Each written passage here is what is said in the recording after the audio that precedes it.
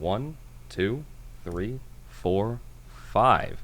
Welcome back to the TMCJ podcast. We are on our Christmas special, which, unlike our Halloween special, we very intelligently recorded a week before Christmas so that we can actually put it out on Christmas. Well, there was actually planning for a change. It's revolutionary for us. Yeah, somehow, some way, we're going to make this work and sound relatively professional. Pushing it a bit, but yeah, cool. And I already realised my mic isn't in the right place. You keep blabbing. So we're on our topic segment. This isn't going to be super Christmas themed until the end, but I did try to think up some Christmas themed topics. The media segment, we definitely will not be super Christmas right off the bat because the movie we watched this week was not Christmas themed, but we'll try to bring it back to that. The first topic that I wrote down. Well, actually, before I even get into that, I thought I should mention we have our first piece of fan art, or at least that's what I'd call it. Would you? Is it art? Yeah, I mean, it's somebody drew it. Or is it a flagrant attack on the? I mean, honestly, she could have just been making fun of us. It was very impressive. I was quite surprised to see it, and it was very good. Yeah, one of our listeners made a bingo card for tics that we do way too often on this podcast. Yeah. Which I'm sure they're going to be sitting there right now, prepping to cross them off, and I'm going to do my damnedest not to give them any chance to do so. By the way, did you notice I didn't say "and" when I started the segment? I'm not falling for that shit, man. I'm not falling for it. Oh, man. All right, so first topic that I had written down for this very special Christmas episode. I am going to try to keep it to that theme, although who knows what'll happen. Oh, we do have a quiz segment that's at the end of this podcast as well, which very different from the normal one. I'll be quizzing Blue. It'll be a pleasant change, except I am terrible at quizzes, answering quizzes. So... So, I should mention that it was always the intention to have us trading back and forth, and like one person does one quiz, the next person does the next quiz, because it was meant to be the end of the month. It just, because of when we started it, and because of when we came up with the idea, it just happened that the first quiz was on Halloween, and so Blue was doing it, because it was his idea to do it, and then it was Thanksgiving. No idea about it that time. It was Thanksgiving, and they don't have Thanksgiving in the UK, so I couldn't really quiz him about it. He wasn't going to have the knowledge, so he quizzed me. But now it's Christmas, and I have thought up some Christmas-themed questions for Blue. Which, again, through a miracle of coincidence, and not through scheduling, the quiz show will go up on Christmas Day. On YouTube, at least. On Needles, but that's for later. It is. Sorry, I just for now had to do some plugging. Plug those holes early. Shut the fuck up. The first topic that I had was something that came up when I was talking to my father yesterday. On, like, there's a weird Christmas tradition that a lot of families in my hometown had that we never did growing up, and I didn't know if this may or may not be a thing in the UK, but it's called Elf on a Shelf. Are you familiar with this? I've heard the phrase elf on a shelf. So, the idea, and I had to look this up because I had no idea what it was. As far as I could tell when I was growing up, it was just they put a little elf on a shelf somewhere in the house, just in a random location. And I found out yesterday when I was on the phone with my dad, and I looked it up, and it's just because he hadn't heard of it either. It's just the idea is the elf is like a forward scout from the North Pole who's checking on the kid throughout all of the December month to make sure the kid is behaving themselves and still deserves their presents or something like that. See, I've clearly been playing too much Payday 2 recently, because the first thing I thought when you said it's like a secret hidden elf on a shelf is that the elf was full of cocaine. It's not very Christmas themed. Well, people being jolly, I think. fairly And Christmassy. you know what? Cocaine is also called snow. So It is. Wow. See, we're making dreams happen today. yeah, we're making drug use wholesome. Um, no, don't take drugs, kid. Yeah, don't. Yeah, Um, disavow. we're talking about Coca Cola. Uh, I So was thinking of something and I forgot. Oh, but no, there is. There are some traditions which I don't. These might be. These might have been questions that you prep for later. I don't know whether you have these traditions over in America. hmm. Um, my grandfather used to always take a lump of coal uh, to the end of the street and like swap it with one of the neighbors. Huh. Yeah, no, we that's not something we ever did. Yeah. Um, I honestly I don't know because I've never done it myself, and I don't. There are very. I- It's not a very common thing here, so I don't really know what it's about. Yeah. Um, and the other Christmas thing that sticks out for me is hiding the.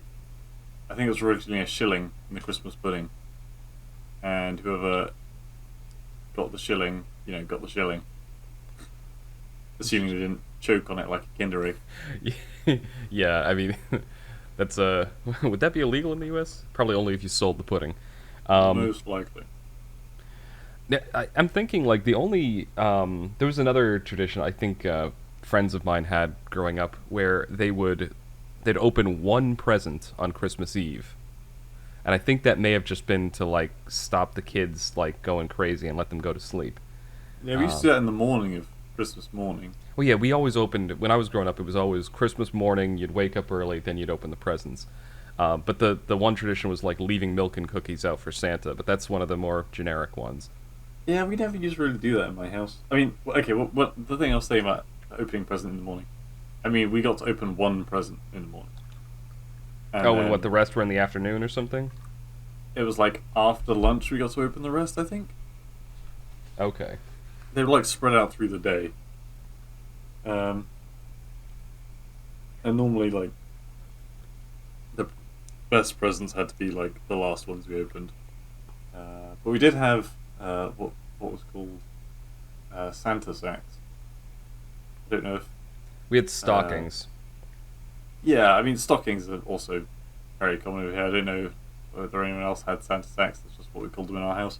Yep. There was these like literal giant decorated sacks that our mother made, I believe, and mine had like a big Rudolph face on the front, and you pressed the nose on the sack, and it played Rudolph the Red-Nosed Reindeer. It was very wholesome, which is very odd. Why I grew up to be such a such a Scrooge. I mean, it's we didn't have no Santa sacks I'd never heard of. We did the whole stockings above the fireplace thing, and they'd have like tiny little loose presents in them. Yeah. Um, and there was one for everyone in the house, and it, so we had those, but yeah, nothing like that.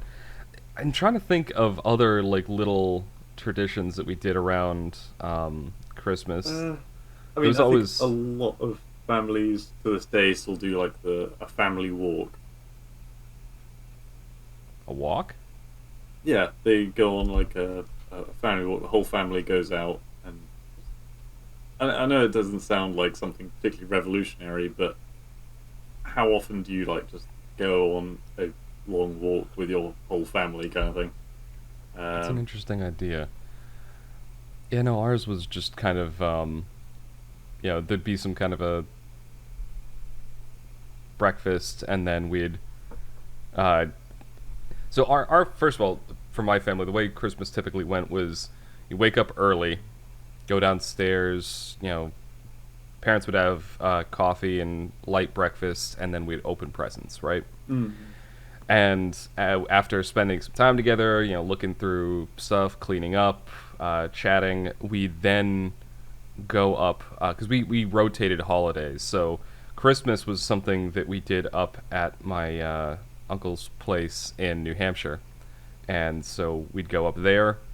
Well, when I was younger and my grandfather was still alive, we used to go over to his place. So Christmas was done at his house, and it would be this big affair, big meal, Yeah.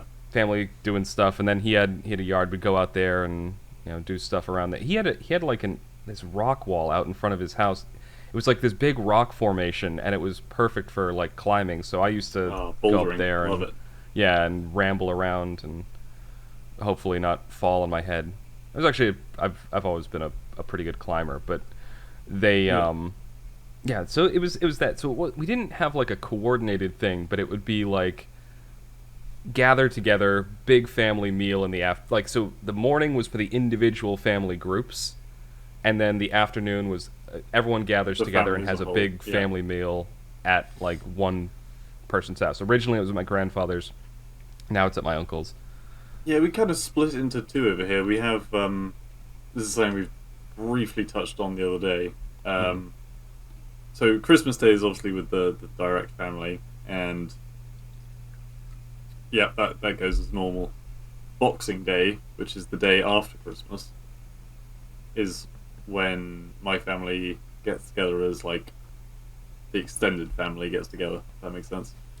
Yeah, And we set the huge table out with like whatever it is, 20 odd seats, more than that normally, and everyone is all the cousins and that are sat around.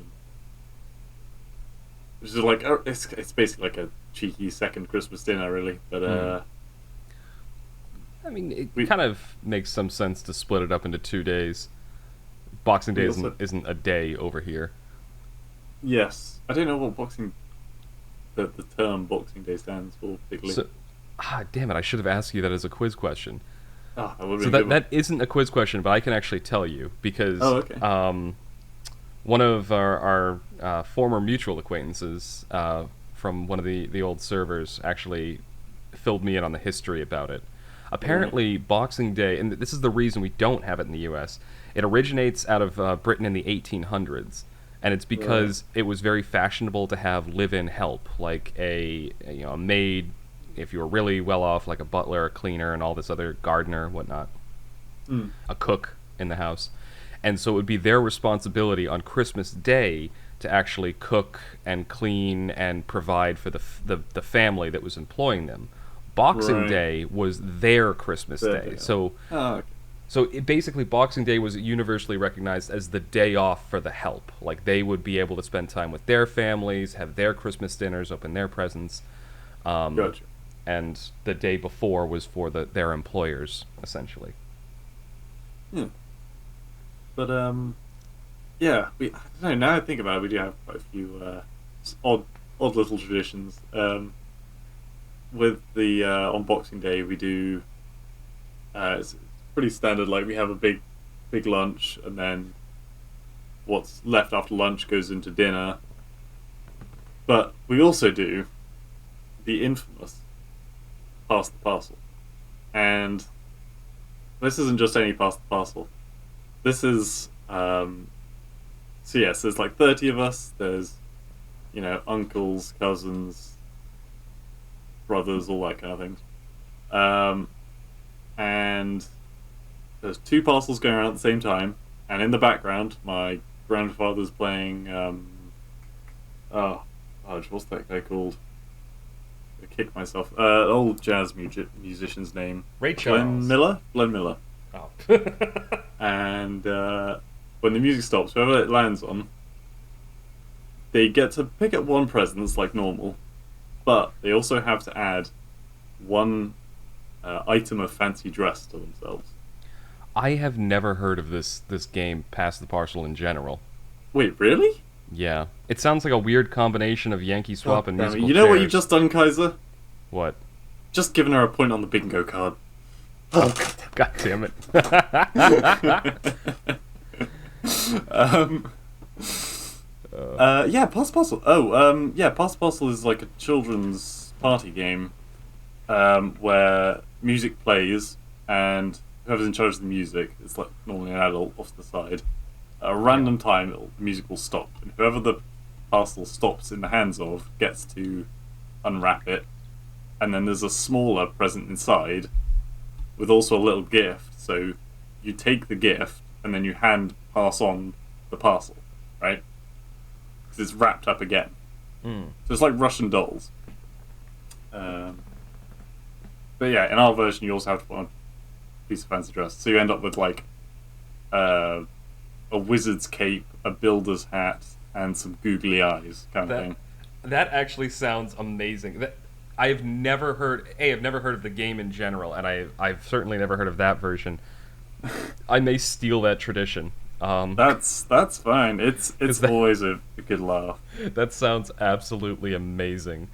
Yeah, And I think and I it's. like that version of finish your story, but that brings me on I to was just another gonna say topic. it's every year the pool of fancy dress items does grow a little bit because obviously with new young people coming in family and they've got their like fancy dress, like maybe an Elsa costume or something. I don't know. But the original costumes were like when I was a very young child and we'd go out like trick or treating or something.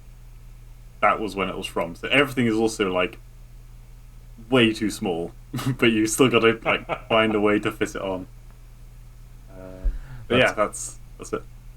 so it made me think of there are like two kind of like gift giving games that I'm aware of right off the bat. That you normally do these with friends or coworkers, not so much with family. Although I'm Yeah, sure there's probably families out there that do this. But there's Secret Santa, and then there's Yankee yep. Swap. Secret Monkey Santa is Swap. the one that I like. Yankee Swap is the one that I think is tailor made to ruin Christmas. Yeah, is that the one where you like steal other Yeah, people's Yankee Swap is gifts? where you steal from people. Yeah, I've That's heard a about very that. good Christmas tradition. Let's rob this person. I mean, to be fair, Monopoly Well, yeah, that's is also up there. um, but no. So, Secret Santa fairly simple. You've got a pool of people. This is why you normally do it with friends or coworkers. You've Yeah, got a pool of people. You put all their names in a hat or something like that, of some other mixing device. As do some way to randomize the names and hand them out to people, and you know who you got a gift for, but they don't know who you are. And so you bring a gift that's just to someone, not from anyone, and there's a price limit usually. So like you gift $15, go out there buy a present for this person, and I like it because you actually have to tailor the gift to the person. It's actually and it's so like you can get them prank gifts, or you can get them good gifts, or you can just get them something generic if you don't really know what they like. But Mm. you're getting a gift for somebody else. They open it, they get the gift. Yankee Swap, on the other hand, is you randomize. You get a bunch. Everyone brings a present, so they're all already always generic. There's usually a price limit as well, and you put all the gifts in a big pool, essentially, Hmm. and then you randomize people, and then they pick. So first person picks a present, and then the second person has the option to pick a present or steal from the first person. Gotcha. Now, here's the thing I also don't like about this is the first person unwraps the present before you steal from them. So that would be the one way I could see this game not ruining Christmas is if the person didn't unwrap the present, so they don't even know what they had yet. And then you decide to take them just on the shape of the box, the weight, Yeah, the sound of it, that kind of thing. Yeah, exactly. Then you decide, okay, I'm going to steal from that person, and they're not invested in it because they haven't opened it yet. Yeah. But every single time I've played that game, it has ended in bitterness and resentment. And Yeah. I can't think of a single game more guaranteed to ruin Christmas than that game. Or to just like so like hatred among your friends and coworkers. It's like the Yeah. opposite of a team building exercise. I was like, well, I was comparing that in terms of competitiveness Mm. to musical chairs. I assume that's a game you have over there. Please Yes, tell it me. is. Okay, Musical cool. chairs was what I was thinking of when you were talking about the pass the parcel thing. Right, yeah. It has the same musical aspect to it. That can get pretty heated. Oh yeah, but that's just because it's like you tackle somebody off of a chair so you can sit down. Mm. To be Uh, fair though, I don't know. I think most of my family is quite competitive. So Yeah. I My play. family is too, to be honest, Yeah, I can imagine yours but is. but that usually just manifests in like us mocking each other relentlessly when we play board games. Hmm. I mean, I played like Scrabble with my gran Hmm. um, and my mum, and there have been like I remember I once used the word. This is when I was a bit younger, so I didn't know the particularly long words, and so I was like mage, as in Yeah. Mage. Yeah. And they turned to me and were like, "That's not a word." I was like, "Oh yeah." Look it up in the dictionary. They're like, no, it's fine. We'll look it up. That's fine, but it's not a word, and you're gonna have to take it back. And they're like, unless it's a four-letter word. I mean, come on. Yeah.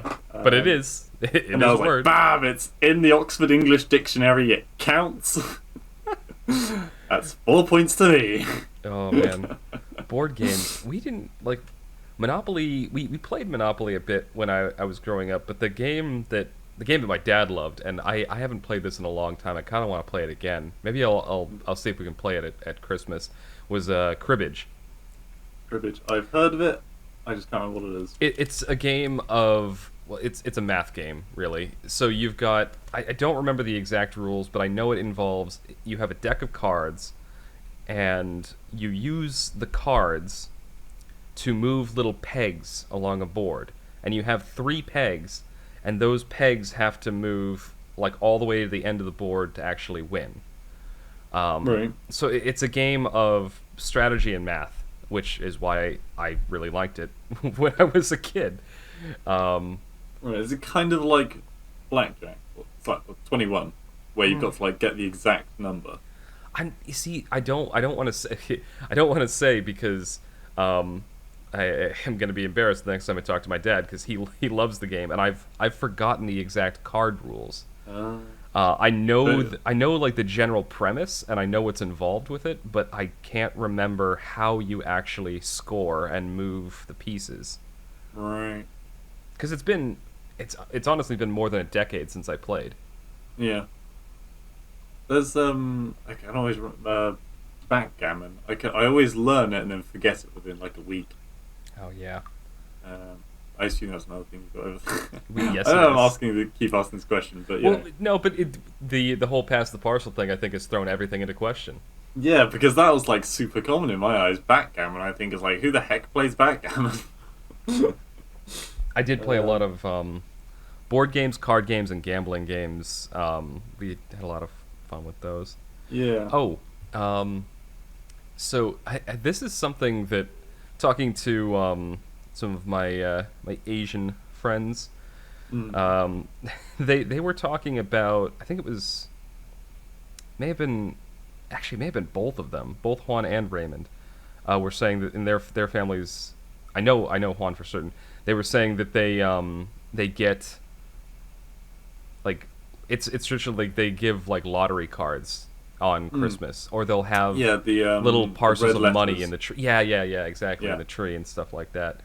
Um, so I didn't know because when I was looking up when I was doing research for the quiz, um, Mm. I was noticing that a lot of cultures have gambling traditions, and Yeah, I mean China's quite.